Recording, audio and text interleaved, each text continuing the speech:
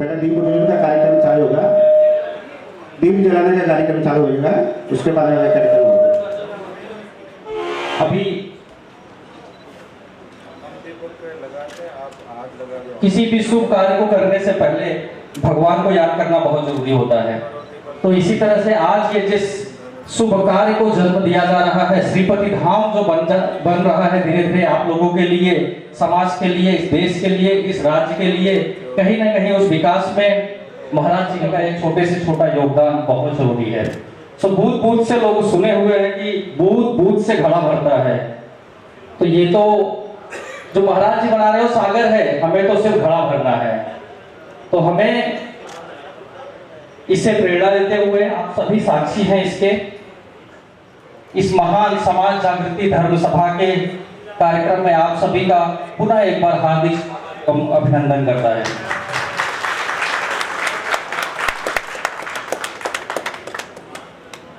आप सभी के सहयोग से ये कार्यक्रम आज शुभारंभ किया गया।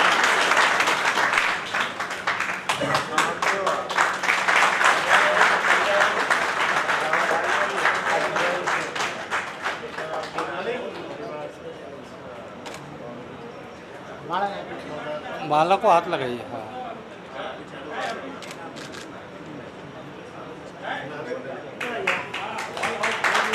जोरदार तालियों से स्वागत।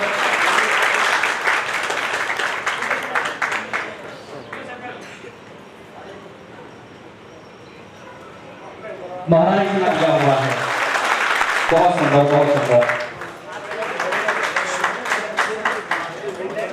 बोले सदगुरुदेव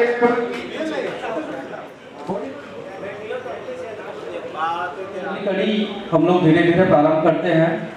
सर्वप्रथम किसी भी कार्यक्रम की रूपरेखा जो आप जनता जनार्दन आए हैं, आप लोगों को समझना बहुत जरूरी है। सो इसके लिए हम प्रताप जी संदेशा जी को मंच पे आमंत्रित करते हैं। आप लोगों के जोरदार तालियों के साथ में मंच पे आमंत्रित करते हैं, जो कार्यक्रम की पूरी प्रस्तावना प्रस्तुत करेंगे। हमें उम्मीद है आप लोग बहुत ध्यानपूर्वक उसको सुनेंगे और समझेंगे। बहुत बहुत धन्यवाद। स्वागत है श्री प्रताप जी संदेशा जी का। बोलो श्रिया देवी मात की, कुंभाजी महाराज की, श्री गोविंद वल्लभदास जी महाराज की, श्रीपति धाम की। हमारे समाज के संत शिरोमणि परम पूज्य श्री वल्लभदास जी महाराज श्रीपति धाम के संस्थापक हमारे बीच में व्यासपीठ पर विराजमान और कल्याण डोंबिवली अमरनाथ के सभी हमारे भक्तगण एक तुल्य इस प्रांगण में उपस्थित आपका सभी का हम महाराज जी के आशीर्वाद से साधुवाद और आपको आभार प्रकट करते हैं। हमारे समाज का बहुत बड़ा सौभाग्य है, हमारे समाज में ऐसे संत हमारे कुल में भगवान ने यहाँ हमारे नेतृत्व करने के लिए हमारे समाज में जन्म लिया। इसलिए हम महाराज जी के आशीर्वाद से और इनको साधुवाद इनका लेते हैं और हम भी इनके सौभाग्य हैं कि हमारे कुल में इनका जन्म हुआ और हमारे बीच में एक ऐसा उन्होंने संकल्प लिया कि मैं कुमावत प्रजापति समाज का एक नेतृत्व करूं और इस समाज के कल्याण के लिए इन्होंने बहुत परिश्रम किया और एक सन्यासी बने और ऐसे सन्यासी हैं कि हमारा समाज का बहुत बड़ा नेतृत्व कर रहे हैं। और आपने श्रीपति धाम देखा होगा राजपुरा सिरोही में कि बहुत बड़ा 400 बीघा जमीन में मतलब 400 बीघा जमीन में उन्होंने श्रीपति धाम बना हुआ है। और धाम से आप वहाँ गए भी होंगे शायद, तो महाराज जी ने वहाँ बहुत बढ़िया धाम बनाया है और आगे समाज के उत्थान के लिए उन्होंने बहुत आगे संकल्प लिया, ऐसा उद्देश्य लिया कि मैं समाज के लिए कुछ करूं और समाज के बीच में यहाँ आए हैं और आपका सभी का महाराज जी का सहयोग सबको अपने यथा शक्ति से हमें करना है और महाराज जी के परामर्श से आपको मतलब भागहीन होना है, ये मैं सभी से निवेदन करूंगा। इतना ही मैं बोल के मेरे वाणी को यह समापन करता हूँ।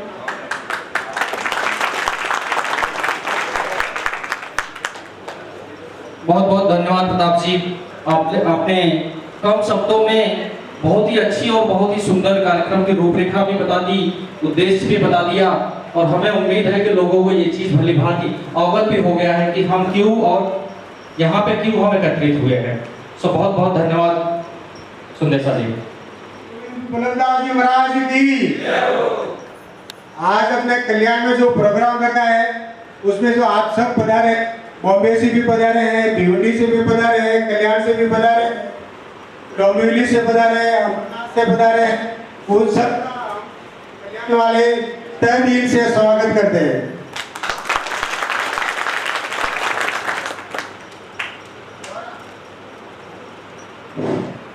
हेलो।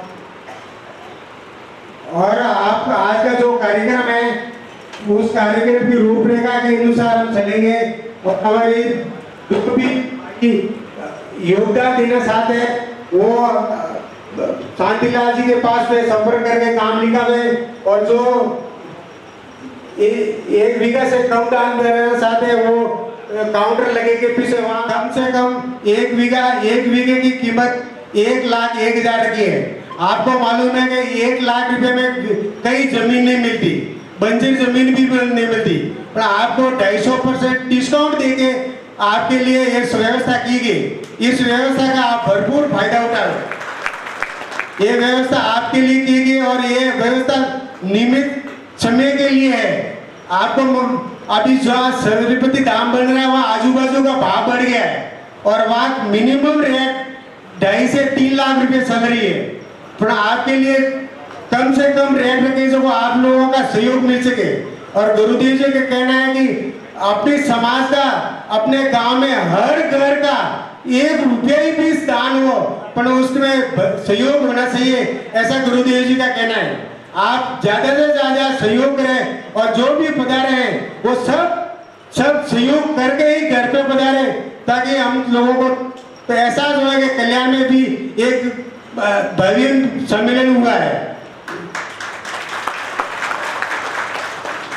मैंने आपके लिए बहुत सारी कुर्सियां बिछाई थी, परंतु आप लोगों का कम आना हमारे लिए थोड़ा दुख की बात है। हमने देना चाहिए, परंतु जो घर बैठे उनको मैं धन्यवाद देना चाहता हूँ कि ऐसे भी हमारे समाज में लोग हैं। इतने में कहकर अपना समय बोली वाणी देता हूँ। सब की गणना भाई हैं। बोले सतगुरुदेव की जय हो, श्रीमती धाम की जय हो। कल्याण में बाबूजी पहली बार पधारी आए, अपने सहयोग रे वास्ते सहयोग में कोई बूटे रहनो नहीं है। सहयोग ने एक ने हर घरती सहयोग देनो है। बाबूजी का केवल मतलब अपने संतो अपने समाज की जानो सी है कि बाबूजी कर रही है, अपने समाज वास्ते कर रही है। तो बाबूजी ने छोरा पन्नावना दी, पन्नावना देंगे अपने, तो बाबूजी कर रही है तो बाबूजी करने वास्ते कर रही है, अपने वास्ते करे तो अपनो संतो देना जरूरी है। तो अपने दिल खोले संतो देना है। बाबूजी जगारे वास्ते जो अनाउंस की तो है कि 1.25 लाख रुपए 1 लाख रुपए में जो 1,01,000 में किधर है 1,01,000 में कटे मलती को नहीं। तो आपने एक ना आपने सहयोग थी श्रीदान धर्म बना हुआ है। आने वाली पीढ़ी हमें जो वर्तमान में आने वाली पीढ़ी आपने याद करी के मोरे एक बाप दादा लोटे सहयोग लागड़ो है। तो सब करीब हर समाज ने भाई अपने सहयोग करना चाहिए। अन कार्यक्रम अन उद्देश्य ले तो बाबूजी अपने बम्बई में पधारिया है, तो पधारिया तो अंडा पूरा सहयोग अपन देना है। कोई पूरे रहिए मत हाथ ऊपर करो, सिन्ना सहयोग देना देखो, एक तो हाथ उसे करो बाबूजी, संतो तो देना तो दीजिए। हाँ बोले श्रीदेव धाम की जय हो, आज के आनंद की जय हो। और देखो कम से कम 7 दिन की एक प्रसार कर लिया। कल्याण में कुंभाव संभावती 150 दुकान है, घरती एक जड़ों पर आवे के तो 150 बने आवे, 150 बने कम से 50-60 बने गई है। आ वो कार्यक्रम करवारो मारो उद्देश्य है कि समाज ने एकत्रित करो, समाज ने जागृत करो। नहीं तो समाज वाला मारो सहयोग नहीं करो तो आगे की डाले। अने वास्ते कोल्यांण, डोंबिवली, भिवंडी, अमरनाथ, बदलापुर हेवन कीधो तो हाथ जोड़न कीधो के सब परिवार कम से कम घर थी एक जणो जरूर पधार दियो। तो अणमेती भी देखो गिना सुना मन गई है। लोगों ने काले मारे पड़े एक फोन आयो, मैं फोन में तो कहीं बाबूजी पधारी है। अरे तो बाबूजी तो क्या आई है तो बड़ा संदा वास्ते आई है के। अरे बाबूजी के भला हमने तारा संदा देना तो देंगे, तो कम से कम सम्मेलन में तो आप कम से कम फोन माते के मने के संदो तो बाबूजी तक संदा वास्ते मैं के बाबूजी ने कहा कि बिल्डिंग बनावनी है, बाबूजी ने क्या करना है, बाबूजी ने छोरा नहीं पढ़ना है, कर रही है अपने वास्ते कर रही है, समाज सुधार वास्ते कर रही है। जो भी कार्यक्रम कर रही है समाज सुधार वास्ते कर रही है। तो उन्होंने वास्ते अपने फूटे किया है जनदित आपने कोई बाबूजी को जन्मति लिया आपने इच्छा अनुसार दियो कि बाबूजी थोड़ी कही रहेगा आपने अतिरिक्त देना है, आपने सदा हिसाब से देना है भैया। आने वास्ते क्या है कि अपनी समाज फूटे व्यवहार कारण हो से अब कतरी भी तैयारी करो, कतरी भी अपने हाथे जोड़ी करो।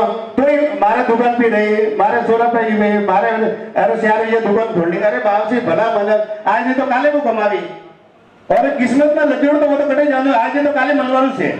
तो एक दिन तो कम से कम बाबूजी वास्ते काढ़ो, अतरू केवारे हिसाब से पब्लिक एक कम आवे तो वह मूर्ख पढ़ाइए। आने वास्ते समाज सुधार वास्ते बाबूजी अपने वास्ते आई है, तो कम से कम उन्होंने सहयोग करो।